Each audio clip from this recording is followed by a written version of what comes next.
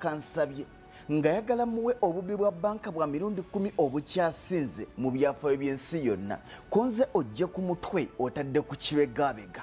kati abadde asagasagana nkusaba kalira olunaku olwaliro mugaziya obwongo ngenda kulaga obubbi bwa bbanka bwa mirundi 10 obukyasinze mu byafaayo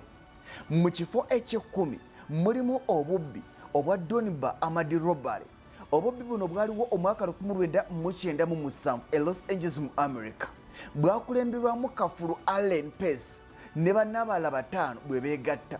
babba obukadde bwa dola eza America 18 n'emitwalo 9 mu za Uganda bano ababbi babba obuwumbi 67 n'obukadde 95 mu kifo eky'omwenda tujja genda ku bubbi obwa United California Bank Heist buno bwali California mu America omwaka 1972 bwakulemberwamu Amildin Sio ne babba obukadde bwa dola za America 30 mu za Uganda babba obuwumbi 16 n'obukadde 5 kyokka babakwata olw'akasente ke bawadde dereva yabavuga nga tipu bakwatibwa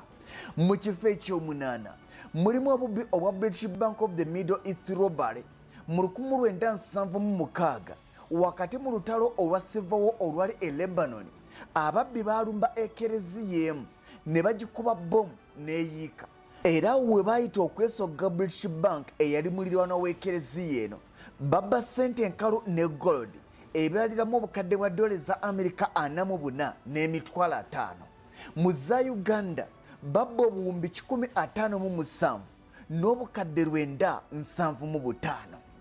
tugende mu ky'omusanvu mulimu Northern Bank Robbery nga twolekera Christmas eya 2024 waliwo ababbi be Belfast mu Northern Ireland bayambala ng'abasirikale ba poliisi ne balumba amaka g'abamaneja ba Bbanka 2 ne bawamba abewaka kwe kulagira abakulu bano bagende ku mirimu bakolenga ennaku endala eza bulijjo nga kebageza ne beesiriwaza ewaka bagenda kusanga mirambo nga mission yali nti essaawa z'okunyuka bwe zituuka abantu bonna bafulume olw'okuba nti bamaneja babeera n'obuyinza obukkiriza omuntu yenna okuyingira ssaawa zonna basigalemu era wano bamaneja be baalagira ababbi ne bayingira omugatte babba obukadde bwa dola za America 41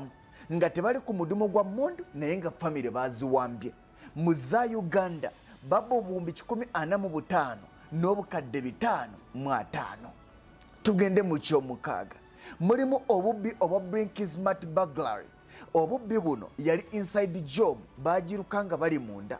eyaziga yali mu bakozi era ababbi balumba ku makya maliri mu mwaka 1983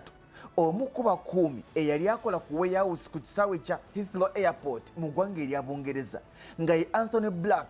yakkiriza ababbi ne bayingira warehouse abakuumi bonna ne babasiba obundooya kwe kubba ssente ezaalimu enkalu kw'oteeka diamond ne zaabu omugatte babba obukadde bwa dola za America 41 mu za Uganda babba obuwumbi 145 n'obukadde 505 abasinga bakwatibwa naye gold kutuusa ku lwaliro yabula